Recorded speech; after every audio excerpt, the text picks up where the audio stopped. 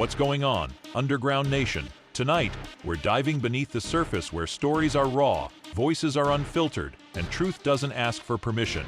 Our guest is someone who's lived life on both sides of the line, decades of real-world experience, a sharp eye for truth, and a voice that doesn't shy away from controversy. From federal service to fearless commentary, this guest brings perspective forged in pressure and sharpened by reality. This is not surface-level conversation. This is insight, experience, and unapologetic honesty, the kind that belongs right here in the underground. So lock in, lean forward, and get ready because you're about to hear a story you won't get anywhere else. Underground Nation, welcome our guest. And now, passing it to your host with the Ghost's Bounce Ball Boogie. Welcome back to another exciting episode of the Underground Nation podcast. I'm your host with the Ghost, Bounce Ball Boogie.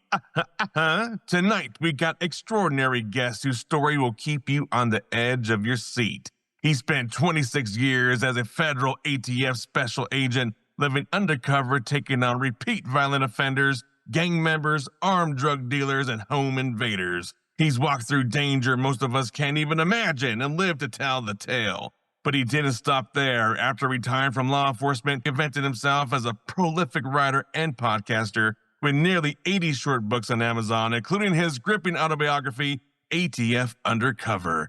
Add to that over 200 shows across YouTube and social media, plus 150 thought-provoking articles on Medium covering everything from true crime and politics to law enforcement and current events.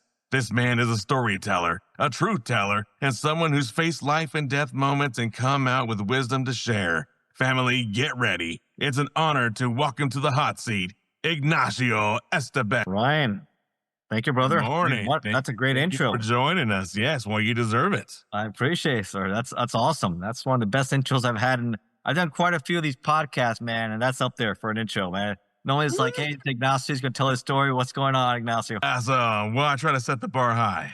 Oh, man, that's awesome. That's awesome, brother. Yes, you are. And I appreciate you taking the time. No, I like it. Thank you, sir. Absolutely. Well, Ignacio, what first drew you into law enforcement and why the ATF in particular? So what drew me? That's an interesting story with my background, because growing up, I mean, I'll give you a little background who I am and where I came from and everything else. My family originally came from Spain and we went to Cuba. Esteban speak Spanish, Esteban. If you don't speak Spanish, people say Esteban or whatever close they can. It's Steven. I got as close as I can. Yeah. I remember Chavez. I assume you spoke a little Spanish, right? Or I don't. You don't? No. Oh, where are you from? I'm from Denver, Colorado. Wow. There's a lot of Hispanics, a lot of Mexicans there. I think maybe no one taught me. No one taught you? All right, gotcha. I grew up in Miami, so it's a lot of, especially Cubans, and my grandparents, and spoke a lot at home and at school. I took it, man, from elementary school all the way on to high school. So I was fortunate enough I am bilingual. And I'm working with my daughters. I know you mentioned you had to pick up, and I have two girls myself with school and teaching them. Virginia's a little different than Miami. So I'm in that world where I'm trying to work with them, with the teachers, but you see a lot of different groups out here. So came from Spain to Cuba. Unfortunately, they escaped the fascism of Spain from the 30s with Franco and all the stuff that's going on there, and dealt then with the communism of Cuba with Fidel Castro, and they were very successful people. They really had no interest really coming to the United States until they lost everything, right? And this is a great country. You know, communist and nationalized. Castro was, you know, the New York Times, I think, called him the modern day Robin Hood. You know, you take from the rich and give to the poor. It was a redistribution of wealth, pretty much what they wanted. And if you're successful and everything else, you know, American companies, even the mobsters, you know, here, Meyer Lansky, you know, Santa Traficante, everyone lost everything. You know, the casinos, they all went bust, which was nationalism. So we came over, and my family, I was born in LA and raised in Miami. Great country. This is a great country. You can never say anything bad of the United States, giving my family an opportunity here. And I was born and raised here and very successful. And, you know, law enforcement was something I always saw. I mean, since I grew up in Miami in the 80s, right? What show was very popular back then? Miami Vice. Miami Vice, right? Don Johnson, the Ferrari, all the flash, all the guns and everything else. Man, that's pretty cool. I never thought I'll be doing that kind of work one day, but I liked it though. I was like, I put it back in my head, but I said, okay, whatever. So I go to school. I get my degree, a bachelor's degree up in a Catholic university near Tampa. I came back to Miami, and I was going to go to law school up in Lansing, Michigan, right? But Miami's very nice. This is the mid-90s. and Michigan is really cold and everything else. And something which comes out, the internet, Windows 95 becomes a big thing. And I decided, let me look into this. So I got myself a computer. I did dial-up. I don't know if you ever remember dial-up. You go, beep, Oh, I remember. and you can't use your phone. Everything else. And people are like, what the hell are you doing with the internet? What the hell is this thing going on here? Search engine. Now, a lot of people thought I was crazy and doing all that, but I was using it also to find work. So FedWorld had come out there for federal jobs. So I started putting in for a lot of federal jobs, and I put in for, before ATF, I was U.S. Customs. So I was with U.S. Customs. I got picked up in Miami. So, and they were looking for Spanish speakers because they wanted people who can deal 90%, like 85, 90% of the flights from in Miami, MIA, come from Latin America. So they wanted Spanish speakers. And I grew up Spanish speaker, passed their tests and everything else, had a degree. Yeah. And I was very athletic. I also had a scholarship for tennis in college. I was a runner, cross-country runner, did a lot of swimming. And my father was a gun avid, and he really liked weapons too. So I learned how to shoot early also. So I'll go to the gun range and everything else. So it was a perfect fit. I'm fit. I go to the academies. I like weapons, right?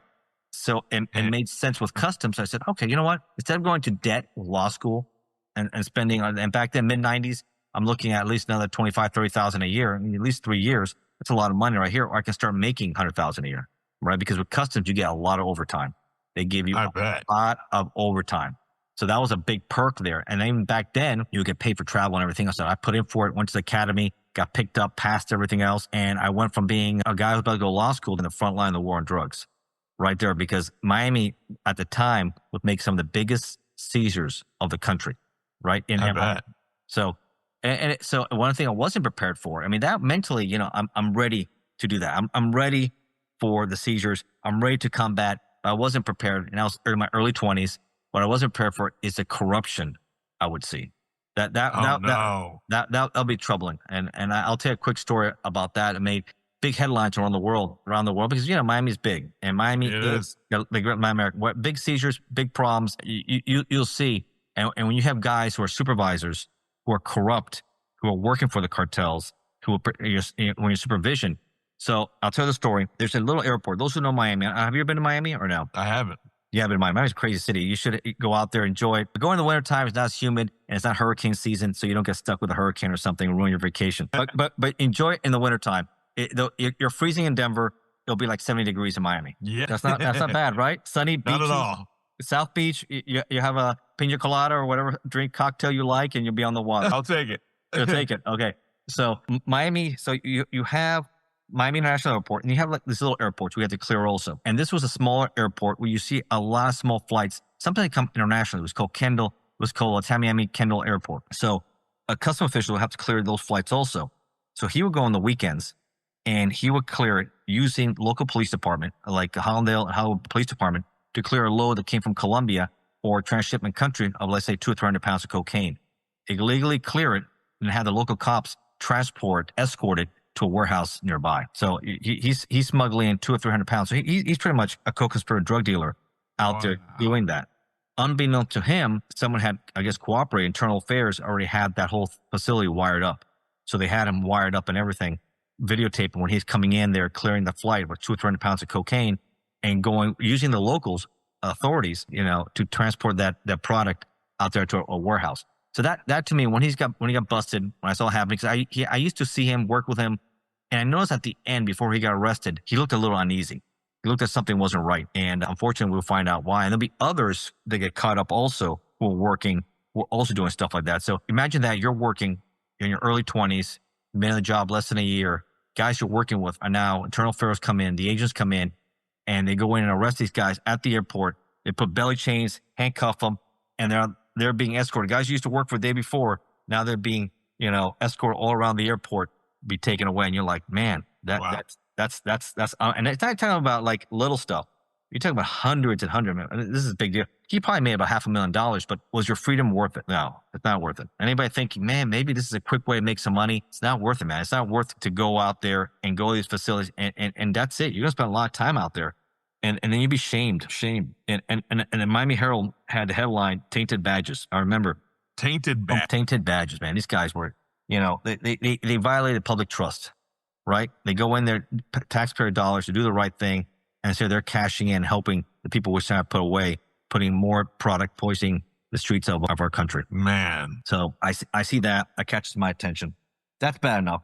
Love got you twisted, tied up in knots, or just bored? Couples, singles, situationships. If you've ever screamed, "I'm done," then cuddled 5 minutes later, this one's for you. Call or text 720-303-2033 to leave your anonymous confession. We won't tell, unless it's good. This isn't your grandma's podcast, unless she's still freaky. We're popping the cork on modern love, and it might get messy. Like, don't tell my mama, messy. Call or text 720-303-2033 and be part of the love bubble. Because love gets weird. Voice messages will be warped. Text messages will be read all anonymously. And only I, your host with the ghost, has access to these messages. And then, so you also see the smugglers. The thing that also bothered me was seeing the mules. I don't know if you heard of these guys who will be forced to sometimes, or they do it for like a little bit of money. The cartels pretty much take these peasants and they pretty much, they're swallowing these huge pellets, right, full of cocaine or heroin. Oh my God. And they'll have their belly full, right? Make it hard to detect, come in there. Those are hard to get. Sometimes you have planes full of them and you have to take these to the local hospital, Jackson Memorial Hospital, those who know Miami, get them x-rayed and everything else. And it will take days for them to pass those pellets. And if they can't pass it, they're lucky that we catch them, because then we give them the laxatives and the medical treatment they need to survive. Sometimes on the planes, these pellets will leak if it's heroin, and they're DOA. They're dead on arrival. That's it. I mean, they don't come in and say there's someone else dead in the plane. So it's very dangerous, very sad for these people. And if they do make it past us, and a lot of people can't pass this real easy, right? Because you got to pass them. The cartel's not going to waste your time. They'll put a bullet in your head, gut you, and take their product. Yeah.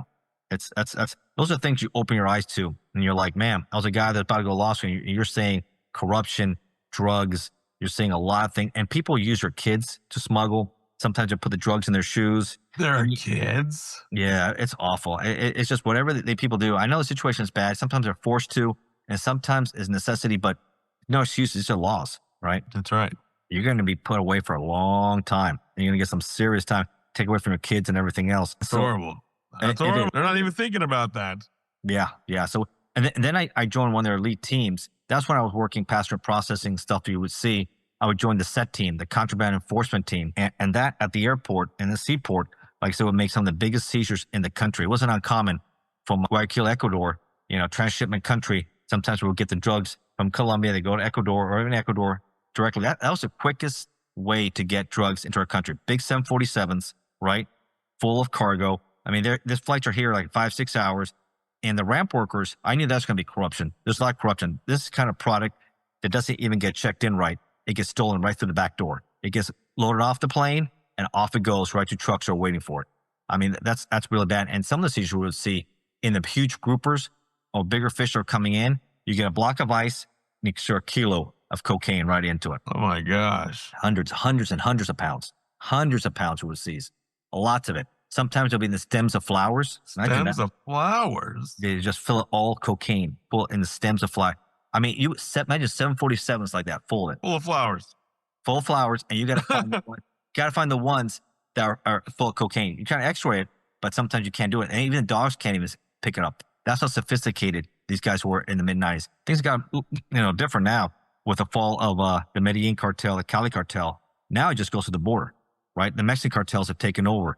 Sinaloa, CJNG, El Chapo. He's in prison. He's cooperating, but his sons or other people have taken over. Right, it's an industry, supply and demand. Now it might change a little with Trump.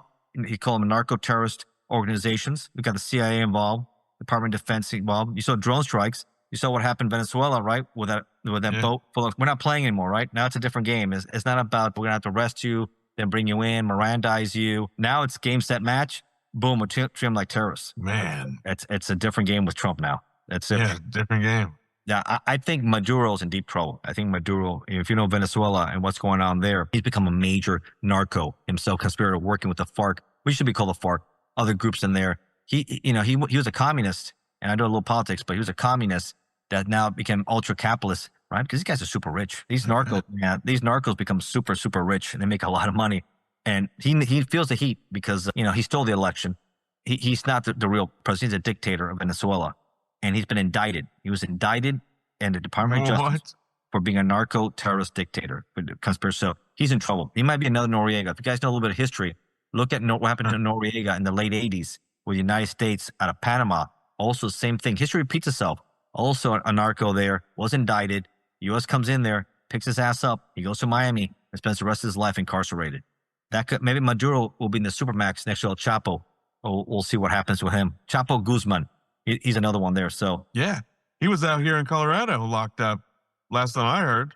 Yes, in the Supermax right there. The name escapes me, but yes, right there in Colorado. Worse, Theodore Kaczynski, the Unabomber, is out there. Timothy McVeigh used to be out there with Oklahoma. The worst of the worst end up over there, and they put him in a small cells. If you look at the pictures online, that's what he deserves. I mean, the guy was a ruthless killer himself. Ruthless killer.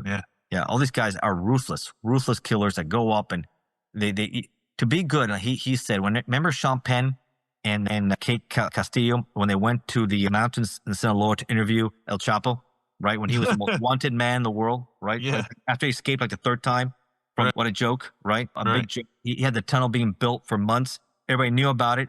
And he just went right in his little moped underneath the tunnel and escaped. And it was shocking. The prime minister or the president of Mexico at the time was embarrassed, but he said he's also in the corruption there. But Sean Penn could find him, right? Kate Castillo could find him. They go out there and interview him. If you haven't seen that interview, go check that out. That's one of Sean Penn's most famous. Crazy to do that, but he pulled it off. Crazy. But they were tracking him, and they almost got him because of his cell phone. So they were tracking him. The CIA and them were tracking him, and they came very close. He escaped again. Later, he would be caught, but it almost cost him his freedom at that time. It would later, and then there was no more Mexican prison. He's now being extradited to the United States, and that's where he's at now. And that's the end of him. And crime, you have to send that message because people then think, you know what, crime does pay. I can live that lifestyle. Yeah, and then they have to have consequences. I think the United States is really setting the bar. There has to be consequences. So that's one thing with customs is that I networked a lot because we made a lot of seizures. So I'm networking with DEA, Secret Service. We should get a lot. People don't know Secret Service does a lot of counterfeit currencies and counterfeit credit card cases. So we used to get a lot of counterfeit currency coming in. People trying to smuggle that in stuff too. So I got good at that, taking the thing, this is real, this is fake here. So one thing, if you're really passionate about it with customs, you seize a lot of different things that's coming in because we have border authority. And you work with a lot of different agencies and you learn a lot of different things. Obviously the drugs, guns with ATF, right? Secret Service and that. So I networked. I said, with customs, you do your work at the airport, at the border, right? But I want to take my case to a different level. I want to be an investigator and go proactive, not just work in that area. Even though we did good work, I wanted to do that. So I wanted to be an agent. I wanted to be not just a customs official, but I wanted to be a undercover or a special agent. Excuse me. Right. So I put in for ATF, DEA, FBI. And ATF picked me the fastest. ATF was hiring a lot of people. And the good thing is, at least I stayed in Florida. I didn't stay in Miami, but I stayed in Tampa. And I mentioned earlier, I studied at St. Leo University, which was in Tampa. So I knew that area pretty good. And I liked that area. So that's where I started working with ATF. So now we're looking at, I worked with Customs 5 years. So now we're looking at 2000, right? With ATF, there's 2 different academies, working with Southeast Georgia and Brunswick. At the Glencoe Academy, which is the Federal Law Enforcement Training Center, FLUTC, as we call it. Beautiful area if you haven't been there. I mean, you have the academy there, but then you also have St. Simon, Jekyll Island, what they call the Golden Islands of Georgia. If you have a chance to go out there, Ryan, check it out. That's another beautiful area to enjoy there. And try to go in the wintertime so it's not as muggy and everything else. and the hurricanes. Always got to avoid, man. There's always storms. Unfortunately, avoid hurricanes. Summertime, awful. Just awful. That's one thing I don't miss about like in Virginia. I'm kind of deviating here a little bit. Is that we don't get the hurricanes you get down there, and homeowners insurance is a lot cheaper. That's a big plus there. So in Tampa, I'm in a group that's proactive, working undercover. Now that's not something you get into just from day one. You get hurt and get killed very easily. You got to be mentored. You got to learn and study from these guys and techniques, and you develop your own undercover technique. Some guys, are more talkers, more listeners. I like to be in the middle. Because the jury at the end wants to listen to what the bad guy is saying about what they're doing, right? That's right. They don't want to just hear me talk. They want to hear them and what they're up to, what they've been doing. This is how I do things, so I operate. So I always talked enough to listen to the information I need to enhance my investigation while I'm also purchasing the contraband, either the guns or and people who know what is ATF, what kind of case is ATF? Well, what does ATF stand for? Is it alcohol, tobacco, firearms, and explosives? It's ATF. And it's pretty much a small A, small t, huge F, medium E, meaning most of our cases are dealing with firearms, right? We deal with the worst of the worst, right? And I end up buying a lot of guns from repeat violent offenders, people who are just awful here, gang members, armed drug dealers, international traffickers, domestic traffickers, guys committing home invasions, armed home invasions, people who you really are menace to society, people doing murder for hire cases. You hire people to kill, loved ones, or it's amazing how many people want to kill each other. I know it. It's scary. It's horrible. Can you share one undercover moment when you truly thought, I might not make it out of this? I always try planning a way where, it's always maybe a little bit hairy, some of these guys, but you try and do it in a way where it's safe for you, it's safe for them. Like I said, I try to avoid going to their homes if possible. I said, listen, I took a chance to come out. We're going to know each other. Meet me in the driveway, come in the car, because a lot of times I have everything recorded and I get good evidence that way. You don't know who could be also in the house and stuff. I had an apartment also that I had recorded and stuff. One time it was I think we're looking at, this is my book. It's in Zephyr Hills. It's in Florida. I used to work a lot in Pasco County. Those who knows that area, Dade City, Zephyr Hills, Newport Richey. This is the east side of Pasco County, Central Florida, just north of Tampa. And I used to meet, these guys were gang members, right? Drug dealers. It's serious. These aren't small. These are, middleweight level drug traffickers, kilos of cocaine, right? They like guns and stuff. And this guys who live in a trailer, I was supposed to buy an AK-47 with a huge drum, a 75-round drum. And these guys are all felons and bad guys. These are all bad people. And I'm there in a truck, meeting with these guys, buying about half ounce of crystal meth, right? A couple of Glocks. Just a typical day in Florida. That's what I'm doing there. This is a typical day. Typical yard sale, I guess. So I'm pulling up there, and they're saying, "Hey," one of the guys that he came with me, and just from the beginning, I knew he was kind of squirrely about it. I don't like people looking inside my glove box. He was checking to see if I had anything. And I said, "Dude, don't be checking my shit out, Val. You got to trust me or not. This ain't gonna work here." That's why you gotta be careful. Make sure your car is clean, everything's clean, because you never know. You got guys a little squirrely, they might do something that's unusual. Like that's not something you do, right? So it catches your attention a little bit. We have to go in the back areas. So you're thinking about rundown trailers, right? You're thinking about a lot of Hispanics. A lot of these guys were Mexican, and you're back there. And I said, "Okay, so what's the deal here?" And I said, "All right, I'll go inside. Give me the money. I'll go get it." And I could see. I said, "No, I'm not doing that." "Okay, so when you come in with me, if I give him the money, he's gonna disappear, right? That's a rip. That's a bigger headache. I got to cover teams and everything." Yeah, I'm not doing that either. So I said, "Okay, so when you come in with the money," and I could see in the back of the trailer, there's already guys coming in the backside of the trailer, right? But he doesn't know I can see that. So I'm thinking, no, I'm gonna either have my gun on me. It's gonna be a shootout. It's gonna turn out ugly. And it's going to end up bad news for everyone involved there. I said, "No, I would say, I got 5 minutes. You said the stuff was already here. I'll wait in the car. You go inside, bring it out.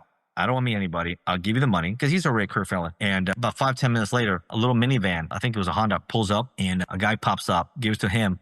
He shows me the AK-47. It has a drum loaded with 75 rounds, 75-round drum, AK-47. He has 2 Glocks in a backpack. And then the guy I came with, he gives me the crystal meth. And I'm like, "Dude, what the hell was that about?" I said, "Oh, we're going to come wait for you there." I said, "No, don't ever do that again. You better have the shit there ready." If I would have gone in there, I think that would have been bad news for me. No doubt about it. So you got to have good common sense, and you got to be able to look at eyes. You have eyes all around you like an owl, man. You got to be like an owl around. If not, be bad news. So those guys end up doing some significant time. That one guy there, he ended up getting like at least 20, 25 years. You're selling dope and guns together. That's bad news. Federally, each one is like 25 years consecutive. Goodbye. Yeah. Game, set, match for that guy. Absolutely. So If you're enjoying what you're hearing from Ignacio, you're going to love what's waiting for you at underground-nation.com. That's where the Underground lives exclusive interviews, raw conversations, independent artists, and voices you won't hear anywhere else. No filters, no gatekeepers, just real stories and real people. Dive deeper. Explore the movement. Visit underground-nation.com and stay connected to what's rising from beneath the surface. one of my partners, that he was my mentor and then became my partner, and where I learned to work a lot and study him, study others. We used to call him the Puerto Rican bullet catcher, and he has an unreal story. He's lucky to be alive. Back in the late 80s, like 87, and those who know Miami again, Dade County, Hialeah, in the Hialeah Mall, I think it's the Westside Mall, they were doing an operation at Takedown, and the bad guy is parking a lot. You have, I think, the SWAT team in the back over here, and he's going to be in the front side over here, right? Wow. He pops out to make the arrest, which is always tricky. You never want to be in the front. You kind of want to keep the guys guessing in the back.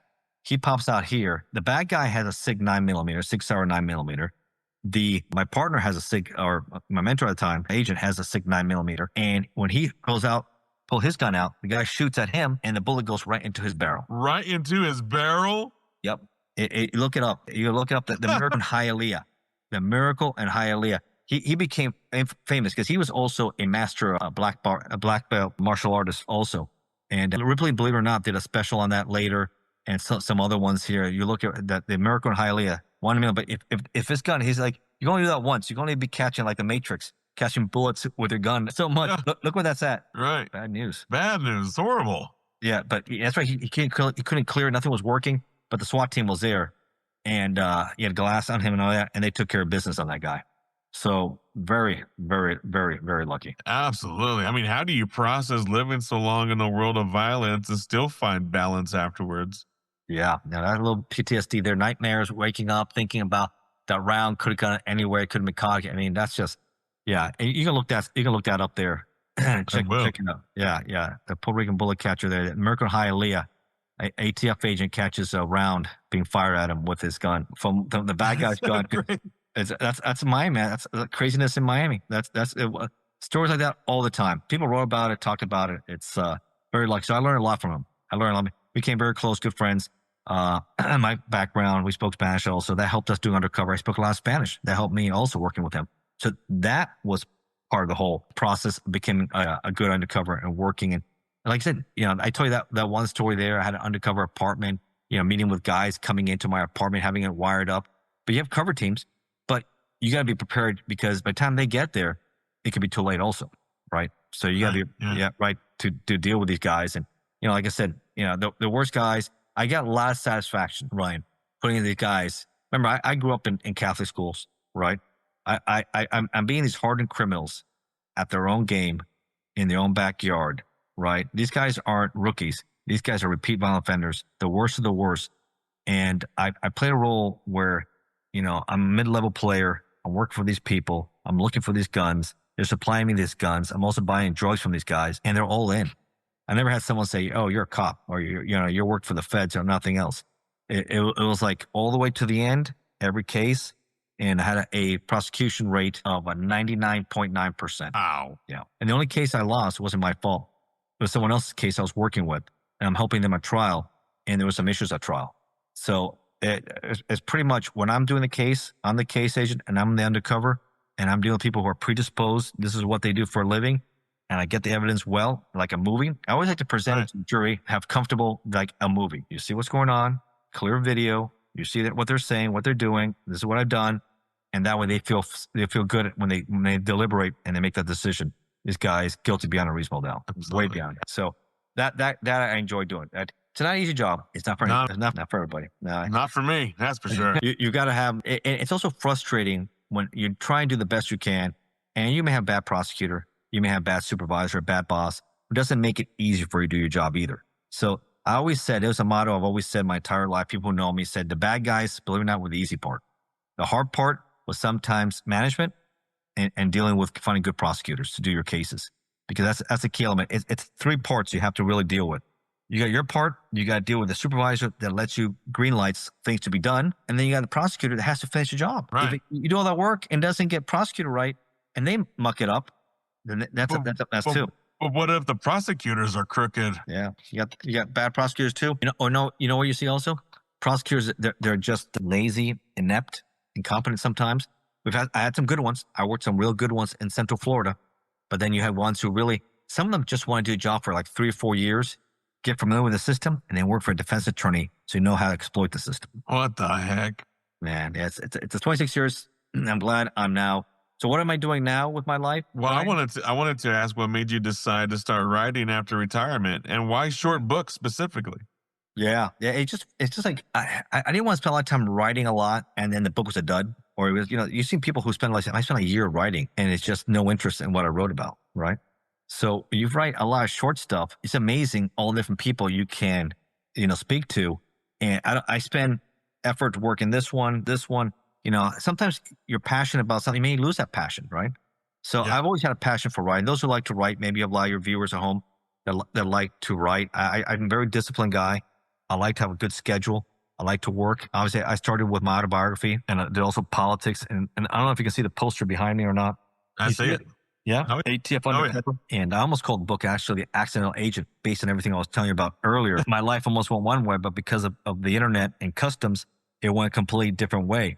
So ATF Undercover, I think was also a catchy title too. And that's our badge right there and everything else.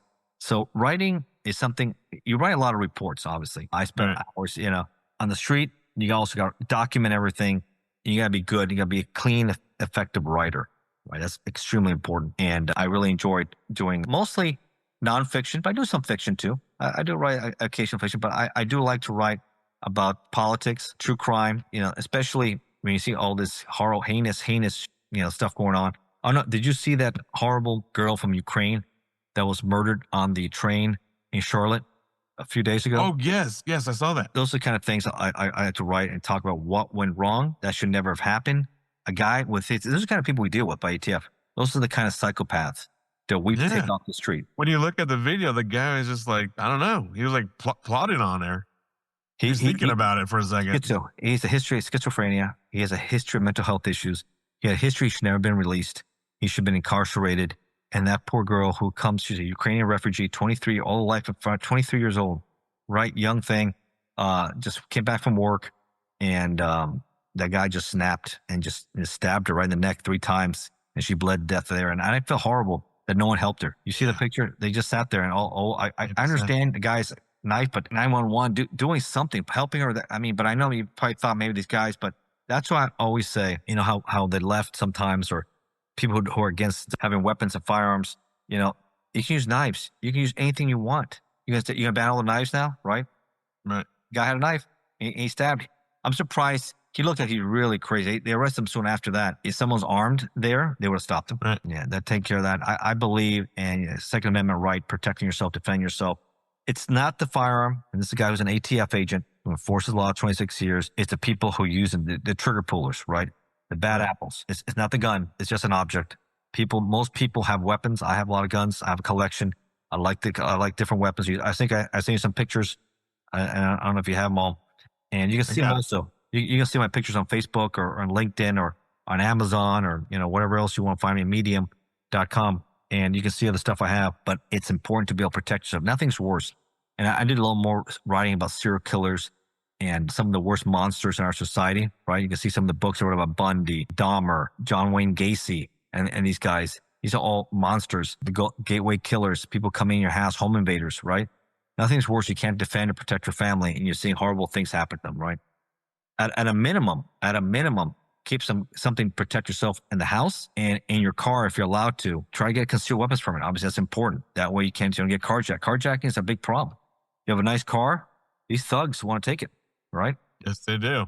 Yeah, so you got to be very. I'm always about protecting yourself. You don't want to be one of those like it can't stop somebody from doing a horrible thing to some of your loved ones. I know. That's It'd be horrible. It's a horrible feeling, a horrible thought. I can only imagine if something happened in my home, and I have 6 kids. And I'm trying to think. Denver used to be a red state, then went blue. I think it's kind of purple. I guess in between. I guess.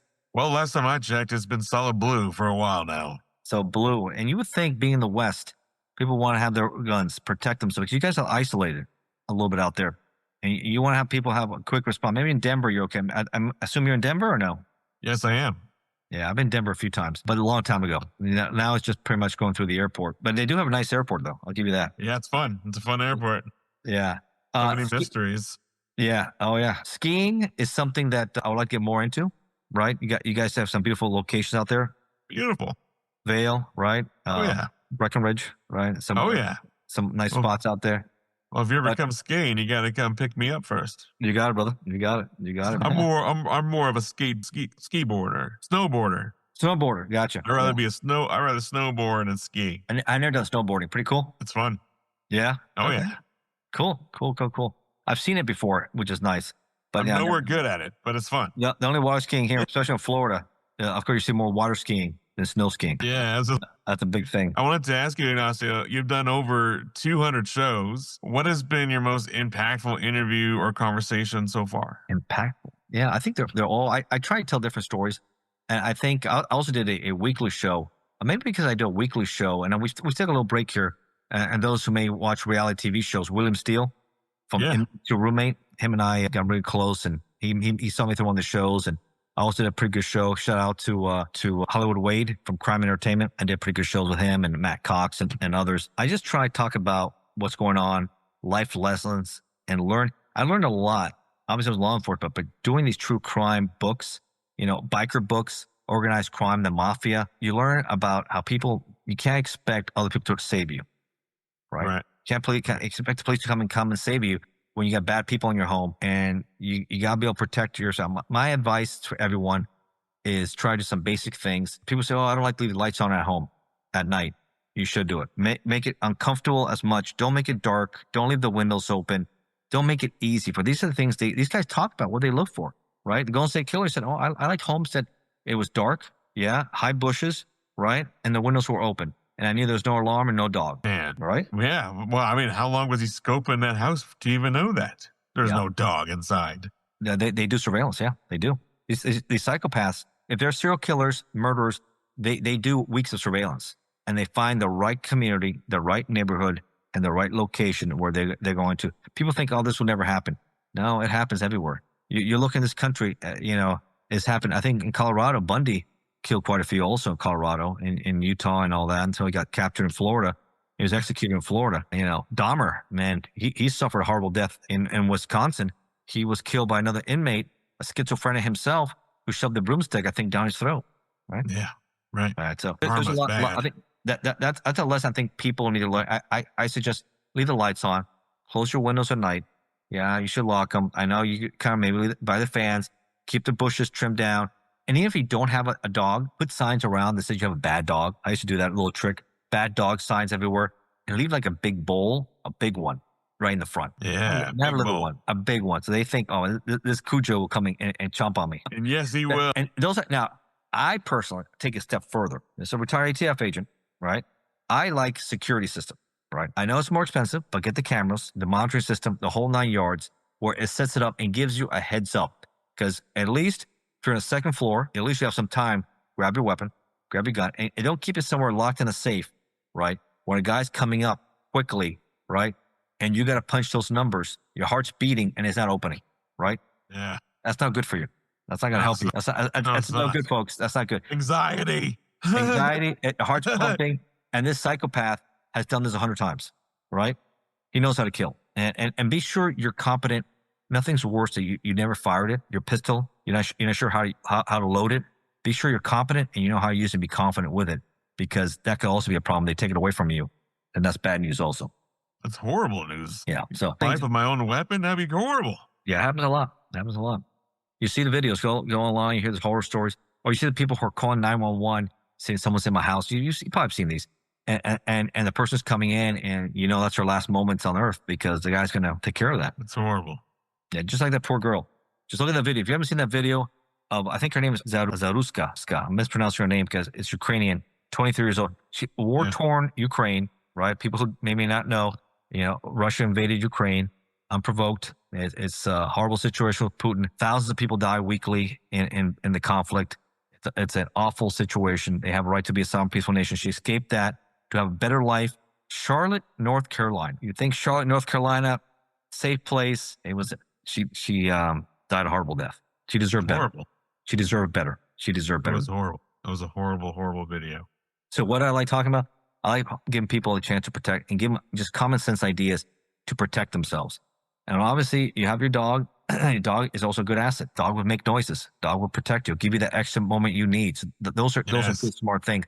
But a lot of people, some people have allergies, like myself, and that doesn't work out for me. So I have to do other things. And make sure your daughters, since you talk about you got 6, I have 2, and I'm always the same way. I don't like them late at night. You say you have certain curfews, come in, because that's when these guys come out and carjackings and things happen and kidnappings and awful, awful things. So protect yourself, common sense.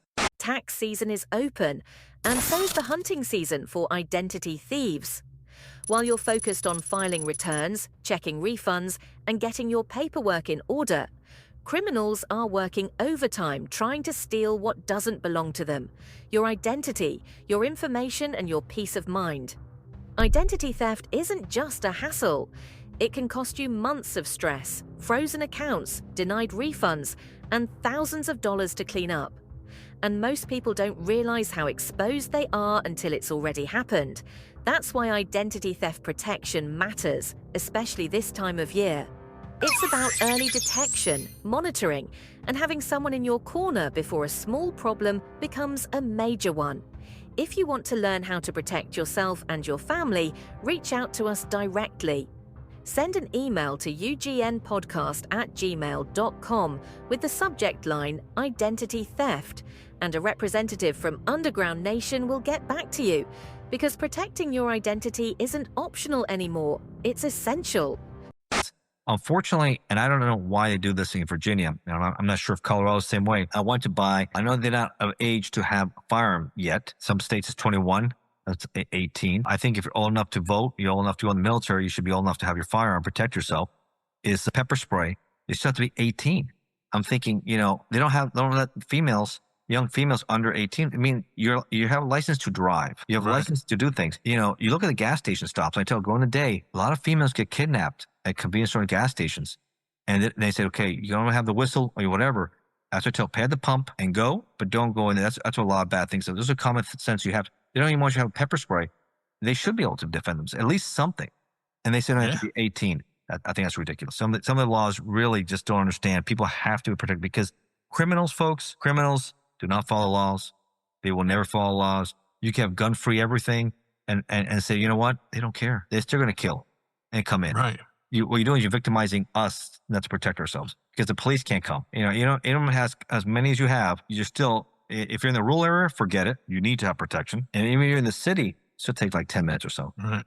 Right. I wanted to ask you, I know you have lots of experience with drug seizures and such, but with like talking about kidnapping, were there ever any experiences of stopping sex trafficking? Sex traffickers. No, I never dealt with sex trafficking cases. I dealt with farms trafficking cases. I've been trying to learn more about that because I remember not too long ago, there were so many kids at the Mexican border that were in these cages and they just disappeared, or I stopped hearing about it. And I mean, it's all kind of conspiracy that they have been shifted into sex trafficking rings and such, which I'm assuming is partially true. Yeah, you do see that a lot in this country, kids being kidnapped from both sides, being brought from Mexico or Latin America to the United States, right? And these horrible people, these organizations, right? They use them, prostitute them. It's awful. Now, I never did cases like that, but I've heard about it, read about them, saw them a lot. And they get used and abused. And once they're done with them, they're a problem. They dispose of them like garbage, right? There's no value, right? These people in these organizations, the cartels or the mafia or the 1%er groups, you're in Colorado. I know you have quite a few also 1%ers out there. I mean, big groups, of course, the Hells Angels, the Outlaws, the Mongols, the Pagans. I think Colorado, I'm not sure if you have Son of Silence. I've seen it. Yeah. There's quite a few different. See, every group has their problems. Every group gets involved and stuff. The bottom line is there's a hierarchy. They use people. They abuse people. And money always funnels up, right? And certain people win, certain people lose. It's a loser no matter what you do. So it's better keep your nose out of that stuff. It's all bad news. The mafia, and these guys kill each other, right? The mafia is destroyed, right? They got beaten down pretty much. They all ratted on each other. They all became snitches. You saw Sammy the Bull go after Gotti, right? Yeah, right. All these guys just took each other down. You should look at case after, and they'll now go on podcast shows, and I've done a few, and I've seen them, and they brag about all the stuff they did, all the people they killed, right? And they're all informants. Unbelievable. Wow, that's crazy. Unbelievable. Oh, and they talk about it. You go online, go check out, folks. You haven't seen that before. Go check all these former mobsters who were hitmen brag about all this stuff. Look at Sammy the Bull. Just look at Sammy the Bull alone and all the stuff he talks about what he did to Gotti. Wow. I have not dived into that. Now I'm very interested to go. I think you should. You know anything about it? I've written a lot about it. Look at my short reads. If you're a Kindle Amazon subscriber, all my books are free for you. If you're a KU subscriber, all my short books are free for you, including my ATF Uncover. If you're not a big reader, I have a professional voice actor help me out do ATF Undercover and Most Dangerous Crime Syndicates of Our Time. You can also listen to my stuff also. I'm going to get another one coming out shortly. So I've dived into this. I've also written a few screenplays. which I think I'm hoping to try to get into a series if I can, possible. Wow. Very cool. So I'm doing a lot of different things, and I've done all these podcasts, man. You can see I can tell a lot of stories, and we can dive in so many different ways. If you're somebody into organized crime, the cartels are vicious, ruthless, right? They pushed out the one percenters, and they pretty much work for them. They get supplied by them. Or you look at the mafia, they're done, right? They're the big dogs, right? The Sinaloa cartel, the Gulf cartel, these groups, CJ&G, El Mencho Cervantes, the most wanted man, right? But things, I think, like I said earlier in the show, narco terrorists, now they're narco terrorists. It's game on. CIA, DOD, it's now going to be what happened in Venezuela when these drug boats are coming out. They're going to be like, hey, let's arrest these guys, let's Mirandize them, let's spend the money, maybe more, just drop bombs, drone bombs, and whatever else. So it's going to be a lot different. I do predict, and I wrote a book about this and articles. If you like articles too, go check me up on Medium. Medium.com, over 100 million users. I have almost 150 articles I've written in 1 year, just over 1 year now, Ryan. 150 articles in 1 year, yeah. So if you don't like super long stuff, get in the middle and enjoy it. Like I said, if you like the stuff we talked about, the mafia, I've written a lot about the mafia, one percenters. You don't know about the Mongols, or you don't know about the Hells Angels, Sonny Barger. You want to know more, Taco Bowman from the Outlaws. I give you a good starting point. All these topics from the cartels, the one percenters. I just break down the crime families. I break it all down for you. Start off nicely, and then you can do a deeper dive if you're interested. If you like politics, well, I do a lot of politics. You want to know more about Maduro? I break down the history of Maduro, the rise to power, Hugo Chavez, so Xi Jinping, the Chinese, from communism to fascism, everything in between. We go up the ladder there. And I even talk about, cool sports things. I even have a very popular Facebook page called Sports, Politics, and True Crime. No way. Go check that out too and enjoy. If you want to be a member, please go on board and you can see all the stuff I put on there. How do those two worlds go together? All three. Sports and true crime. Sports, politics, and true crime. Those are my passions. That's what I write a lot about. So that's what you get a lot about there. So you like football? I do. Okay. So you like college football, professional? You Denver Broncos, or do you follow any other? I do love the Denver Broncos, but I do support the CU Buffs as well. Oh, okay. Good. So we had a big game last week, of course, the Hurricanes and Notre Dame, right? Catholics versus the convicts. Remember that? Yeah. I grew up in the 80s, and Miami Hurricane football, right, was everything. And the Dolphins had already lost their luster a little bit. The 70s was when they won the Super Bowls. Yeah, they went to a couple, but they lost, Marine lost to Montana. And then, of course, Riggins broke Dolphins' heart with the Redskins. But the Hurricanes brought the titles. 80s and early 90s, the Hurricanes brought the titles. And that was it. And Notre Dame and Miami was the rivalry in the 80s. It was the whole country would watch that. And I talk about that. It brought me a lot of memories seeing them play again. Miami won a good game. The defense stepped up big at the end. They won it at the end. And Miami's back. Number 5 in the country.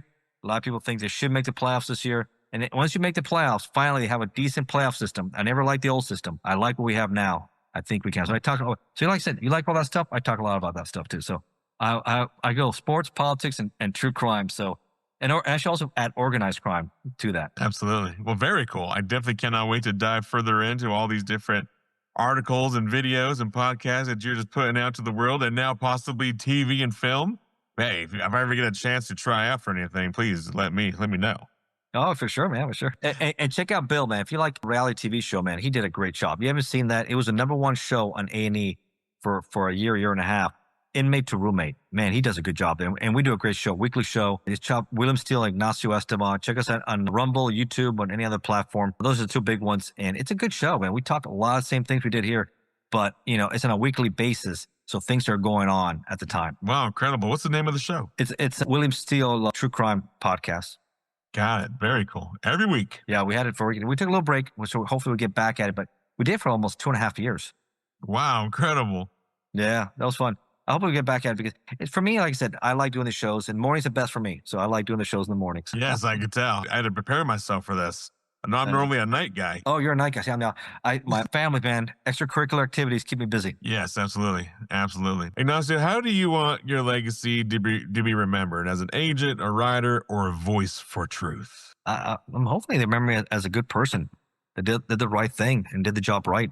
I'm a family man first, I think. Love my family. That's first and foremost.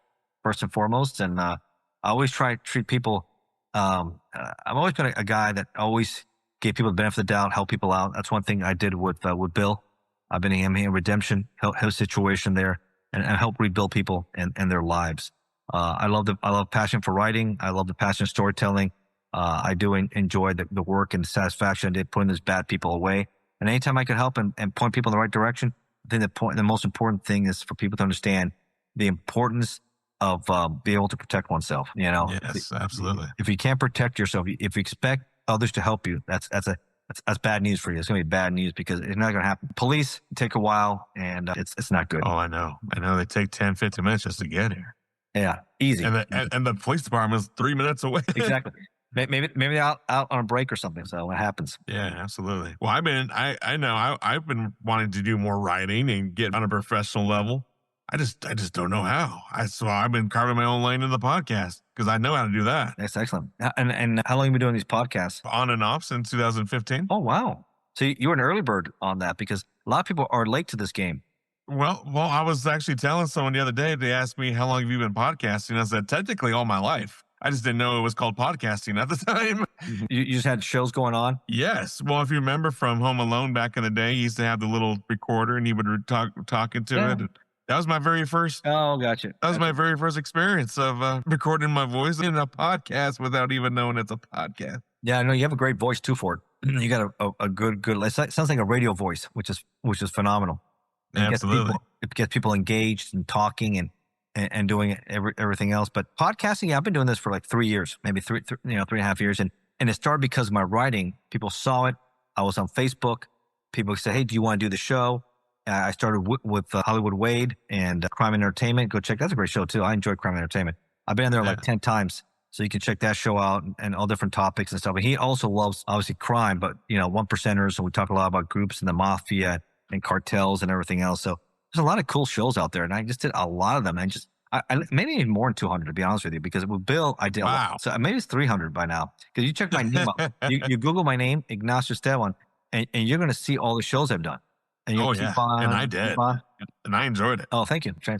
And then I had Transmedia Group. Shout out to them also. They also helped promote me and are trying to get things done out there. Former Vice President of NBC, Tom Madden. Shout out to Tom. He also loves writing and also stuff, and he's done really well for himself. But I love, okay, so you want to start writing? I'll go back to that. You can do two things. If you want to start small, we said articles, go to Medium. This is where I said medium.com, over 100 million users. That's a big platform. That's a big platform. I didn't even know that. People love to write. So you can start writing articles. And you just start there. And then if you get big enough, you want a book, then you can self-publish on Amazon, Kindle. You do Kindle Unlimited. And that's what I did. I self-published. Everything I did was self-published, 80 books. I also do travel also because I travel a lot. That's one thing I do love to do is travel with my family. And I documented very nicely. Just during COVID, we went from, I just retired in 2021, the summer. Things were still close, but the West was open, not far from where you're at. And we ended up going all the way to Niagara Falls, drove to Chicago, and then went to South Dakota to Mount Rushmore and the Badlands and that beautiful area out there. And really spent a beautiful summer out there and document that nicely. I imagine you've been out there or?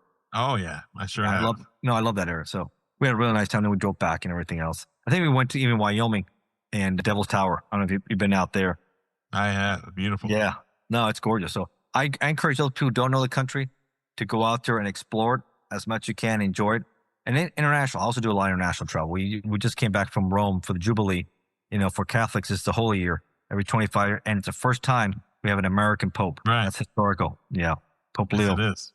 Pope Leo. Yeah. So the 14th. So there's a lot of things to do, folks. I encourage you to travel. I think it's good for you. And I do travel books also. You can see the event. And I talk about it too. So a lot of good travel picture books. So it's a little bit of everything you get with me. Absolutely.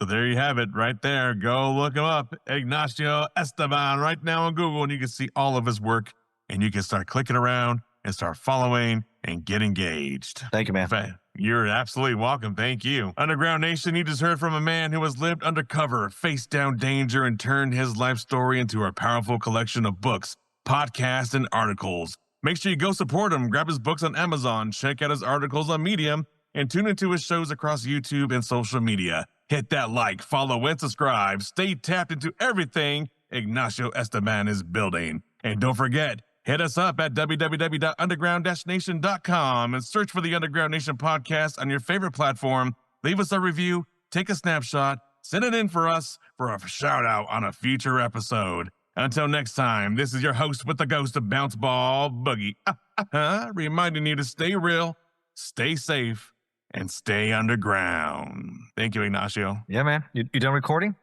No, one more minute. We want to give a huge thank you to our guest, Ignacio, for joining us today and sharing his story right here on the Underground Nation podcast.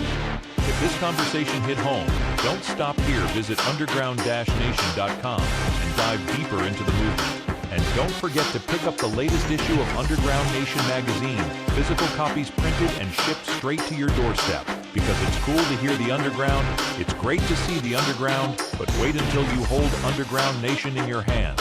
For now, we appreciate you tapping in. This is the Underground Nation podcast, where the voices rise from beneath the surface.